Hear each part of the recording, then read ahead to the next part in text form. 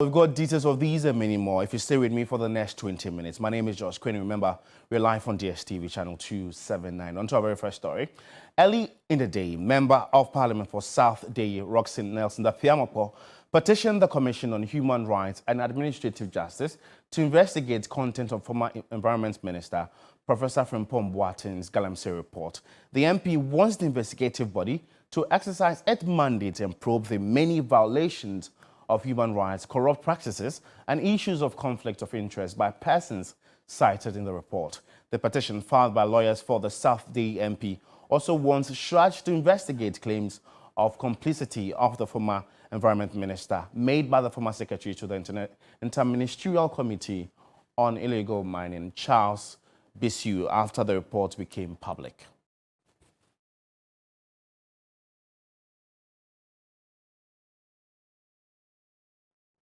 Still on strike, Professor Kwabena Frimpong Boateng was exonerated of any wrongdoing following inquiries into his involvement in unlawful mining, according to the Commissioner of the Commission for Human Rights and Administrative Justice, Shraj, Joseph Whittal. He, however, noted that any new accusations made against the heart surgeon would be looked into on a case-by-case basis. Take a listen. Investigated allegations made against Prof.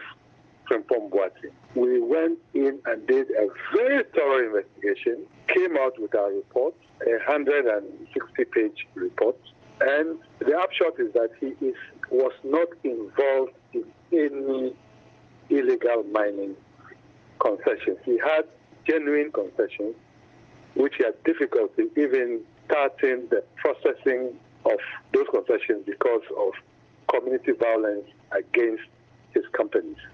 The procedures of the Commission require first that we would undertake an assessment of the complaint, because it's not every complaint that is filed that actually meets the standards expected of a complaint that can be admitted for investigation. So we will do the assessment. We will determine which of the mandates, if any, have been invoked by the petition, after which, if there are any further and better particulars in terms of clarity of documents that will make us make up our mind, and we think so, we need them, we will require that of the complainant. And then we will undertake a preliminary investigation before we will determine whether we are going to request the respondents mentioned in the petition and the attached report to submit comments in respect of the allegations against them specifically. So that is the procedure. Still on Galamsey, a former head of the Minerals Commission, Dr. Tony Obin, supports the Professor Kwabena Frimpong Boateng's report that implicates government officials in unlawful mining in the nation. He added that one of the companies involved, CG Alaska, engaged in illicit mining activities and forest reserves, violating the mining rules and its prospecting permit for gold. CG Alaska, I think in 2016 or so, obtained a prospecting license to mine gold. Now, the requirement for any license, I mean, for you to exercise the permit or the license, are different at every state. If you have a reconnaissance license, you are required to only do basic, maybe water research, basic geophysical study. You are not required to dig. You are not required to drill or even trench. If you go into prospecting, you are also not required to do mining, actual mining. You are required to, you can trench, you can drill, or do both. And of course, on very rare occasions, you may be allowed to do what they call bulk sampling. But generally, you cannot mine under that circumstances. So after the grant of the license, the prospecting license, we received report, some of which even came from chiefs, that mining was going on. So our team was sent there. They went there, about twice, and they came back with a report that really mining was going there, contrary to the requirement of a prospecting license. So naturally, I had no question at all than to write to them under the powers vested in me at that time to ask them to stop their operations until we were satisfied that the mining activities are stopped. and any environmental damage caused was remedied. First of all, we didn't have to look at the environmental threat first. Once you have a license, you are enjoined to follow the requirement of the license. And the regulator, in this case, the Minerals Commission, had the power to revoke or suspend the license. So that was first. The next was the fact that it was in a forest area. So naturally, you need to mine in a certain way that you will not unduly damage the forest. But that would have been the responsibility of the EPA, which we collaborated with all the time. So you just don't take that license and then start mining. It was completely illegal. I think if an illegal act has been committed, then the process must be, and then of course, if you look at what Professor Frimpong Boateng wrote, much of which by my personal judgment were correct, then obviously the Commission of Inquiry would be the right thing, and whatever action according to law would be imposed, must be imposed, because we need to indicate to society, to our country, that we mean business when we talk about fighting illegality, especially in the exploitation of our natural resources. I mean, Ghana is crying for good water. The forests have been mutilated in a great measure. Land has been heavily degraded. And usually when these things happen and they do not conform to regulation, then it will be like a fly by night. They'll mine, get the resources in there, and then off they go. And that is not the way our resources must be managed. I am a student of, the development of our natural resources. If we have gold sitting in the belly of the earth and we can mine to help us, we by all means have to mine. But we must mine that sensibly, sustainably. We must mine that so that. So for me, anything that will be done to ensure that justice to the environment is done, our laws have been fully respected, regardless of who is involved. I'm so much for it. In this same vein, the opposition National Democratic Congress, NDC, says it will fiercely reject attempts to prevent a bipartisan probe into allegations made against the president and some named government officials in the Al Jazeera documentary and the report by Professor Frimpong Boateng, former Environment Minister. At a news conference in Accra, National Communications Officer of the party, Sami Jemfi, said members will hit the street if anyone denies the country justice. The last week has been a dark one for Ghana's fight against illegal mining. Details of a leaked 36-page report by the former chair of the Interministerial Committee on Illegal Mining. For the opposition NDC, the report only confirms worrying details captured in an investigative piece by Al Jazeera. The explosive revelations contained in Al Jazeera's Gold Mafia investigative piece explain why the president's supposed fight against Galamsey has been a spectacular failure. Galamsey was obviously bound to flourish under the corrupt Akufo-Addo Bawumia regime because it was the central source for illegal gold purchases. For the NDC, the revelations in the expose reveal a worrying trend indicative of the presidency embroiled in corruption. The question every objective Ghanaian should be asking is how come the names of the president and his vice keep popping up in such shady deals and corruption scandals? Why always them? It could neither be mere speculation nor influence peddling any longer.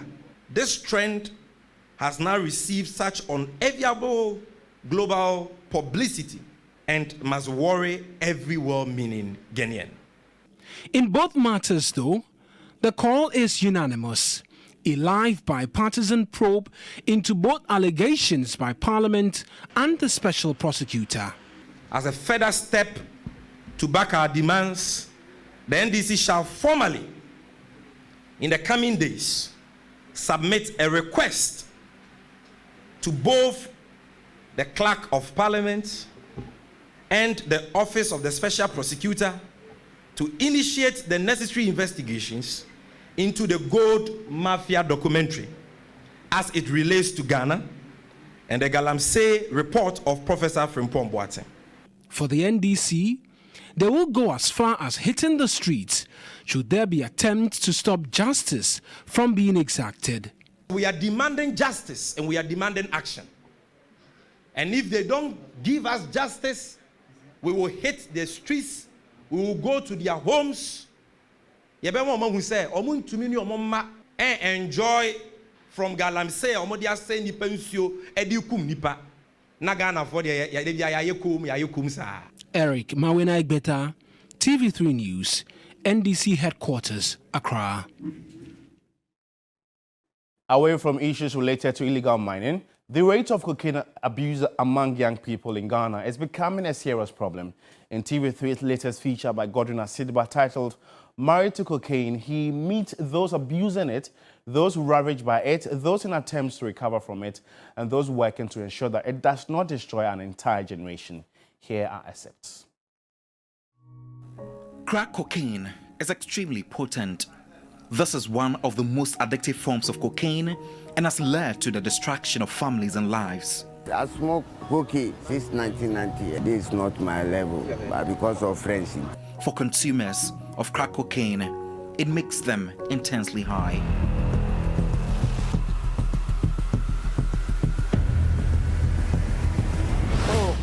Me free say me say ase bibia yeden akọ me body ni by way nya ade bia eyewe. This is a disease spreading like wildfire nationwide, stealing many lives and shattering the dreams of many. While others are struggling to get rid of the addiction for the drug, others are unable to afford counseling due to cost in rehabilitation, leaving them hopeless, helpless and depressed.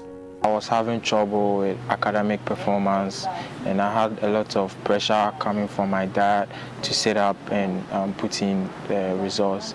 But even though I was putting in the effort, the results wasn't coming. So I decided to look for, I would say, like a temporary escape. According to experts, depression, unemployment, and other life challenges lead many to the dreading lifestyle. Very young people are getting addicted to, especially marijuana. And when they come, they have psychosis. Like when I say psychosis, they're hallucinating, they are seeing things you are not seeing, talking to themselves. And that's the problem that we have now. So these meetings is able to make sure that they continue with their treatment. Other than that, they may stay and become rusted. Married to Cocaine will reveal head-to-head conversations with cocaine addicts, those hiding to sell it, and people putting in an arduous task to overcome the silent killer drug. This piece is on Wednesday, April 26 at 9 p.m. on TV3 and across all social media platforms and on 3news.com. So, Married to Cocaine will premiering tonight at 9 p.m. here on TV3. We'd want to make a date. The prime suspect in the murder of 26-year-old Victoria Dapa, also known as Majua, at Edum in Kumasi, has told an open court it was not his intention to kill the lady, although he went to demand a refund of 5,000 cedis he had given to the deceased. Inspector Ahmed Chumesi, according to the judicial prosecutor, used a service pistol to commit the alleged crime. William Evans Inkum sat through proceedings and has come through this report. Inspector Ahmed Chumesi appeared in the Asukarimampon District Court with his hands cuffed. The courtroom was filled with a number of family members of the deceased, and intermittently they were sobbing. At a point in time, the police will have to restrain them, but they could not hold back their tears. He was charged with murder, but prosecutor ACP Kofi Blagoji hinted of more charges in the next hearing. One thing that he told the court that was very striking, and I quote, "The IGP takes strong exception to barbaric acts and acts of impunity." And he said that with so much sentiment that it kind of resonated in the open courtroom. He also assured the family of the deceased that the police will go every mile to ensure that justice is served them. His departure was almost the same as his arrival. swiftly escorted to avoid a possible chaos. When asked whether he has anything to say, because already the court had told him that he will never be asked whether he is pleading guilty or otherwise, the accused person, Inspector Ahmed Chumesi, said whatever happened between him and the deceased, that is Majua, is between him and God, and that he had no intention. William Evan Sinkum, TV3 News, Askwari Mampong. Well, if you're just tuning in, you're watching the news here on New Day with me, Josh Quinn. Remember, we're live on DSTV channel 279.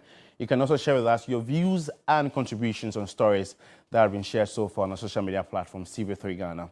7 physician assistants who were picked up by the police for picketing at the health ministry have been granted bail, and the unemployed health workers were demanding financial clearance and postings 5 years after completing school. And my colleague, Joseph Armstrong, has more. Representatives of the unemployed physician assistants from the 16 regions besieged the health ministry to demand immediate postings. According to the group, more than 1,000 of them were duly certified to practice after passing their licensure exams in 2020.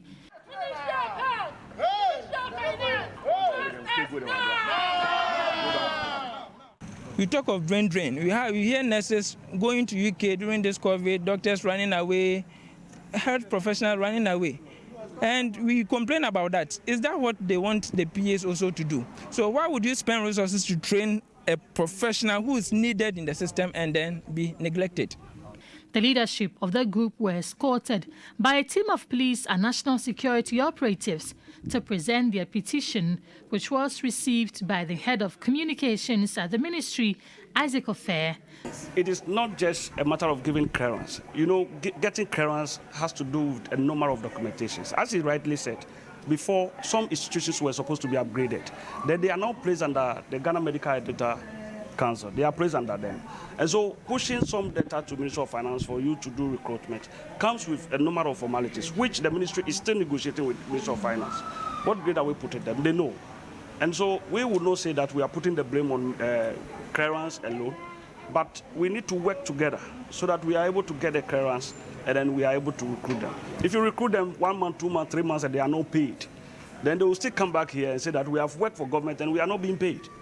Why don't you do the right thing? Get the person employed and then you pay the person. And so that is what we are doing.